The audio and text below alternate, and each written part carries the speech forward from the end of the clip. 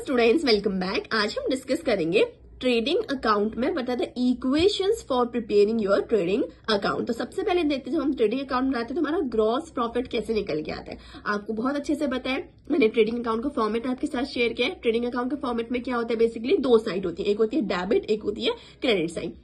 Debit side पे कौन कौन सी चीजें आती है, हमारा ट्रेडिंग अकाउंट स्टार्ट होता है with the opening balance, opening stock से स्टार्ट होता है। फिर हम डेबिट साइड पे दूसरा लिखते हैं परचेजेस, फिर हम वहां पे डायरेक्ट एक्सपेंसेस को लिखते हैं, और क्रेडिट साइड पे हम क्या लिखते हैं, सेल्स और क्लोजिंग स्टॉक को। तो दोनों को मैच करने के बाद हम क्या करते हैं, ग्रॉस प्रॉफिट और ग्रॉस लॉस कैलकुलेट करते हैं।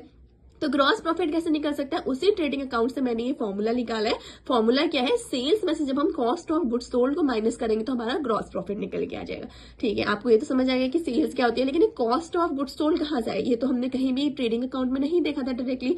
तो देखो, कॉस्ट ऑफ गुड्स सोल्ड का फॉर्मूला क्या होता है, जो भी आपके ओपनिंग स्टॉक था डेबिट साइड पे, उसमें क्या आपके ऐड करते हैं, जो डेबिट साइड पे परचेजेस होती है, और प्लस क्या ऐड करते हैं, जो डेबिट साइड पे आपके डायरेक्ट एक्सपेंसेस होते हैं, और इसमें से हम क्या माइनस कर देते हैं, जो हम क्रेडिट साइड पे क्लोजिंग स्टॉक को लेते हैं। तो ये आपका फॉर्मूला हो जाता है किसका, कॉस्ट ऑफ गुड्स सोल्ड का। तो मैंने सिंपली क्या किया, सेल्स में से cost of goods sold minus किया, तो मेरा क्या निकल के आ गया, ग्रॉस प्रॉफिट। या फिर आप इस फॉर्मूले को इस तरीके से भी लिख सकते हैं, देखो gross profit is equal to, मैंने सेल्स की जगह पे सेल्स लिख दिया, माइनस कर दिया मैंने क्या, कॉस्ट ऑफ गुड्स सोल्ड की जगह पे उसका पूरा फॉर्मूला लिख दिया, जैसे opening stock, purchase, direct expenses minus closing stock. या फिर एक और ग्रॉस प्रॉफिट कैलकुलेट करने का फॉर्मूला हो सकता है, इसी को मैं मोल्ड करके बता रही हूँ कितने तरीके से आप ग्रॉस प्रॉफिट कैलकुलेट कर सकते हैं।